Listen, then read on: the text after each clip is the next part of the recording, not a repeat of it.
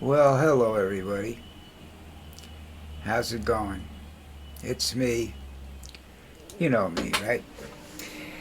Thank you for those of you that watched last night and those of you that subscribed yesterday. That was a real surprise, and I'm very happy about that. Thank you very much. It Supporting me makes it better for me and easier for me to do things, and hopefully I can continue to get better at this. But anyhow, let's talk about. Well, it's a combination of errors, I think. You have Trump doing some absolutely outrageous things as distractions to keep people away from Epstein and his big, beautiful piece of shit bill. Uh, Two of the most obvious ones are the fact that he wants to change the commander's name back to the Redskins. Now, let me be honest with you. I liked the name the Redskins because I like Indians. My mother would take me to the old cowboy movies, and this is going back into the 50s, so you know how old we were. And she would always say to them, and she knew this wasn't going to, we both knew this wasn't going to happen. We wanted the Indians to win. We rooted for the Indians. Now, I've never been a Cleveland Indian or Washington Redskin fan.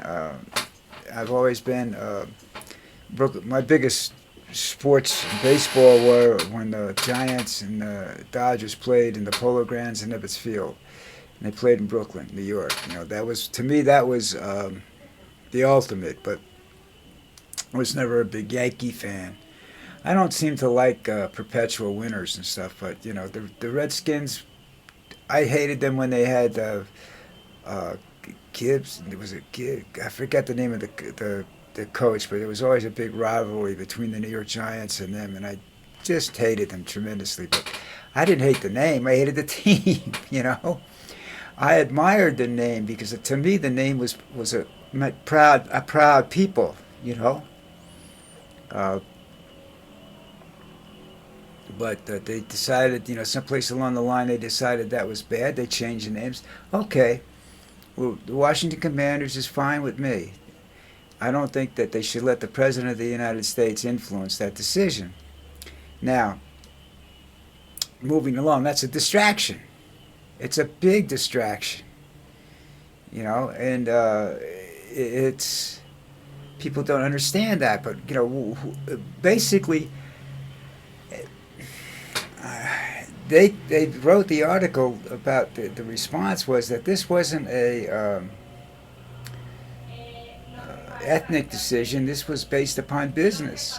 Sponsors didn't like the name. Now the sponsors might not like the name because of pressure from the American Indians. I don't know, but in my opinion, the American Indian or the Native American or whatever you want to particularly call them, so long as it isn't dirty redskin.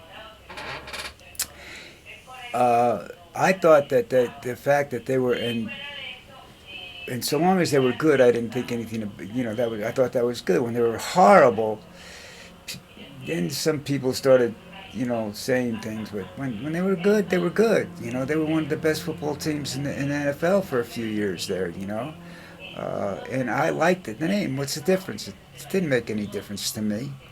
I never thought of it in a derogatory manner. And I think you have to go outside your realm of well-being to look for something like that and say that's derogatory. Now, if the American Indians felt it was derogatory, I'd like to see a poll of that because if you look at it the way I did, that this are proud, proud people, And like I said, when I was a kid, I always rooted for them to win. I knew they weren't going to, but I still didn't mean I stopped it. I liked Silverheels. I liked the actor that played Cochise. I liked these people. I thought they were, you know, a proud, a great proud people that almost defeated the United States, if you can imagine that. Had they been able to weaponize themselves at an earlier point, I mean, you remember the story of Custer, don't you? And that's not the only defeat that they did.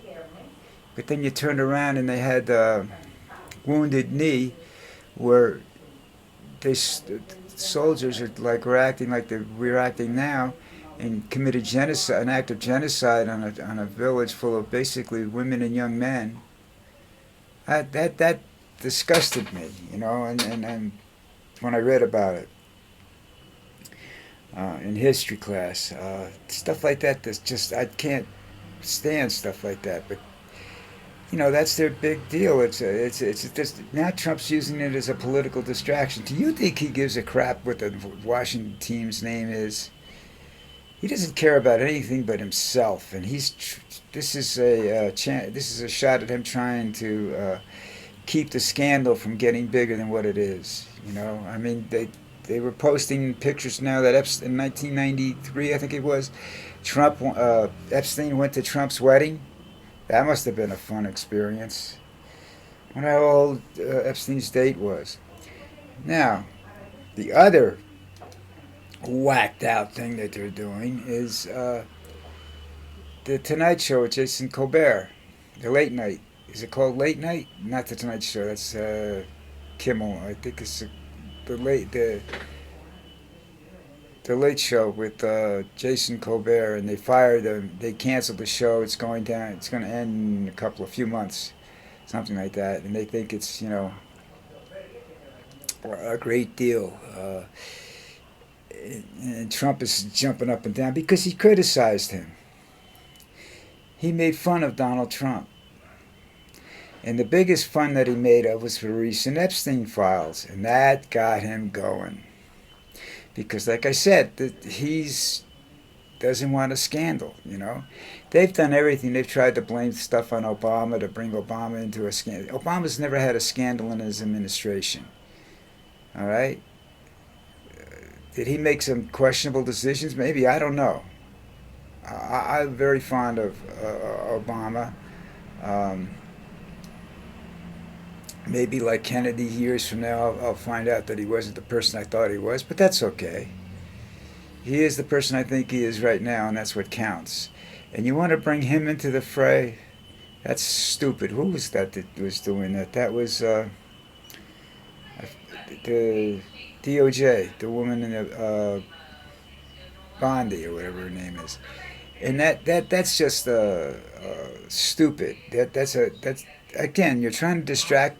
You're trying to distract with Colbert and what have you, and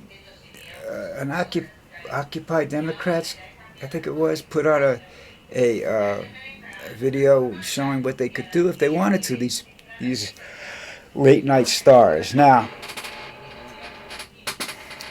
they say they're losing it to streaming. Well, let them go to streaming. Get away from the major channels. And they're right. Major channel TV is on a decline. You're turning on the TV set and watching. I have a 54-inch TV set that I plug my laptop into so I can watch football games. And I don't watch them on the regular channels. I watch streaming football games because I pay for it. Yes, I do. And I'm happy to do that. I could see these, you pay for cable anyhow, I'm looking for some streaming network to come along that can do me a solid without it costing me a small fortune. And like I have, what is it, Amazon Prime, and I have their Prime, whatever that is, where they do movie channels and whatnot, and they have a lot of stuff, but you pay for every one of them, and when you're done, you make your cable bill look like an appetizer. So once they get all that pricing structure sorted out, I'm not going to pay $25 a year to watch Colbert because I don't stay up that late anymore. I read. If I'm up at 11 o'clock or 12 or 1 or 2 o'clock in the morning, it's because I'm reading, or it's a holiday and there's a fireworks display going on outside my window, so preventing me from sleeping. All right, so again, this is all distraction. Trump is like a or what's that real famous illusionist? I can't remember his name right now, but you get the idea. I keep telling you this. You see this over here? You watching me over here? I'm picking your pocket with this hand, okay? That's Donald Trump. He's a grifter. He's a con man. He's a loser. All right. The problem that we have right now is that he's surrounded himself with people, and he's convinced the American public that everything he does is golden. Now, he started out where presidents usually have a grace period. He started out getting everybody ticked off at him, and now people just become disenchanted with the presidential stuff because the election was 6 months ago, so they're just going to they know they really can't do anything about him, so they're going to sit back and watch. I've said this many times on this channel, that you don't have to worry about Donald Trump. He's a useless bag of crap. What you have to worry about are the people that are around him, and I'm not talking about the cabinet. They're not capable of doing anything other than what he tells them to do, or whoever's got his hand up in backside of Donald Trump and the puppet master. I'm not sure exactly who exactly that is. People have said Putin or somebody else. There's a couple of people out there with a lot of money and vicious personalities that are doing it. People say, well, maybe it's Musk. Musk has got his own problems. Is he a dangerous man? Yes. But Musk is a drug addict, and he can be controlled. So what you're looking at is the other people behind him. I don't remember all their names. There's Thule, there's Matthews, there's a few others, and you have to go look at the authors of Project 2025. Those are the people that are running. Billionaires are running the country. And it's like watching a science fiction movie, Rollerball, or any other science fiction movie dealing with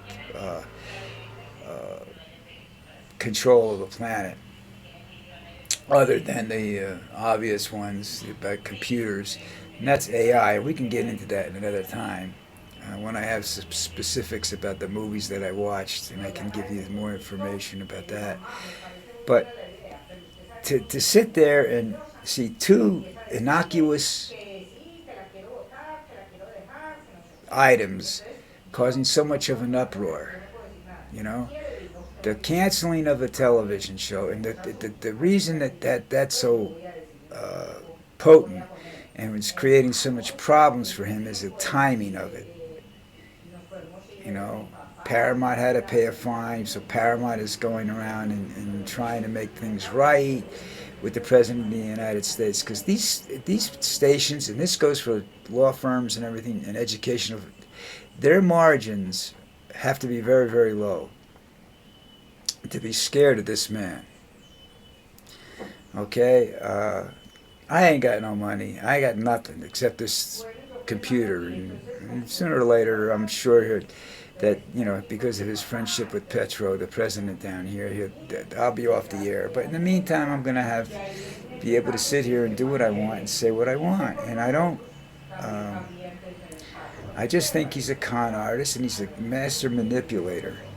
Not an influencer, a manipulator. He sets up such scenarios where you do the thinking and you think he's right. It's not. He's wrong.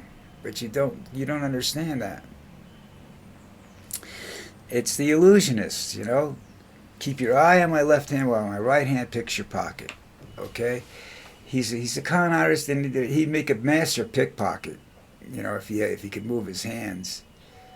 Now, he's got health problems, so I know I don't think he's going to make it 4 years. I don't think I'm going to make it to the end of his term, but that's hereditary. What I do know is that you don't want J.D. Vance either. I mean, people say, well, maybe somebody takes out Trump, everything will be better. No, it won't. Go look at the order of succession. All right, if you get J.D. Vance, you could have J.D. Vance for the next 10 years. Think about that, folks. Think about how bad that would be. All right, listen, I've overstayed my welcome today, I'm sure.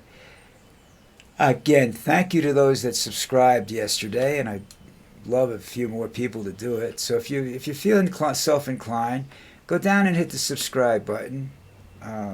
Hit the like button if you like to. That's always helpful. This is just to give me a little bit more desire to do this. You know, I mean, I'm 80. It takes a lot to get me out of bed in the morning. I'm 80. I'm going to be 80 years old in 6 months, less than 6 months. So if I make it that far. So this is what I want. You know, I saw that yesterday that increased from what did it go from 9 to 12 people yesterday or something like that. I got 12 followers now. I was so. You think YouTube was excited about it? You should have seen me. You know, and I was surprised. And I like those kind of surprises. All right, listen, I've overextended my welcome for today, but I will be back tomorrow. Have a great day, folks.